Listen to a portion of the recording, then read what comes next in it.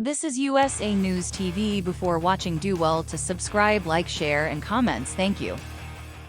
A new subpoena is the latest step, showing that the Dodge's man in charge is aggressively pursuing his target. Shortly after the Justice Department announced Jack Smith as its special counsel to investigate former President Donald Trump on several fronts, many observers, including at Slate, reasonably worried that the appointment would unnecessarily delay the Dodge's ongoing investigations, possibly by months or even years. At the time, Smith was living and working as a prosecutor in The Hague and had suffered a bicycle accident that would leave him in the Netherlands for what the New York Times described as some time to recover, and those worries were only exacerbated. But to the relief of many close followers of these cases, now that he's on the job, Smith seems to be a man in a hurry. On Monday, The Washington Post reported that Smith has issued a federal grand jury subpoena for testimony from Georgia's Republican Secretary of State Brad Raffensperger. Since the start of December, 3 other important Smith steps have become visible. You can count on many more going on behind the scenes and under cover of grand jury secrecy. First, on December 2nd,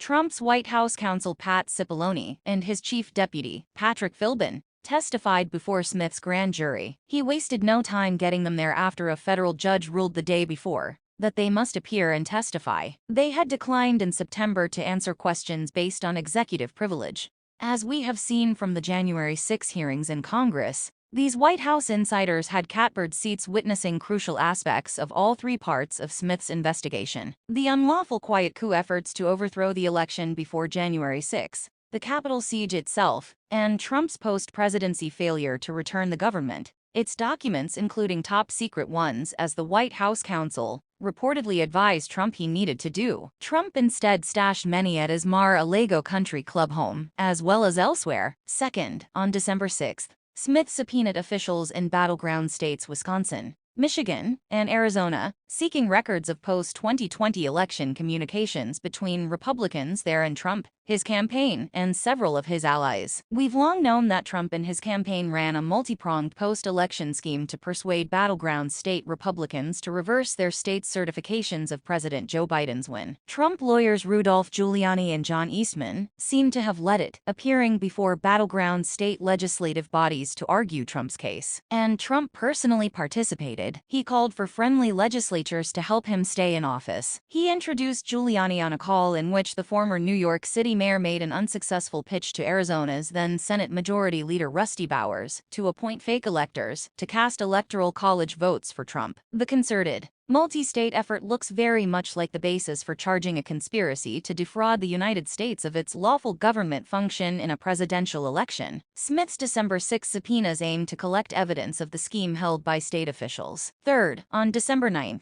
after months of Trump's failure to provide a custodian of records, willing to swear that Trump had returned all documents with classified markings improperly in his possession, Smith brought a motion for contempt against the former P. The point, however, is that Smith is aggressively pursuing his assignment. He wants both to get back the government secrets and gather all the evidence he needs post-haste. The contempt motion signals not only that he has lost all patience with Trump, but also that the pressure is on to indict him. Which brings us back to number 4, Smith's newly reported subpoena to Raffensperger. It's no mystery why Smith wants his testimony. Raffensperger was the man who recorded Donald Trump in an hour-long conversation on January 2, 2021. In that call, Trump infamously said, "I just want to find 11,780 votes." Not coincidentally, at that moment, Trump was behind in the Georgia vote by 11,779 votes. Trump's musings about finding one more than his deficit so he could get all of Georgia's electoral votes came in a call that included a strong-arm suggestion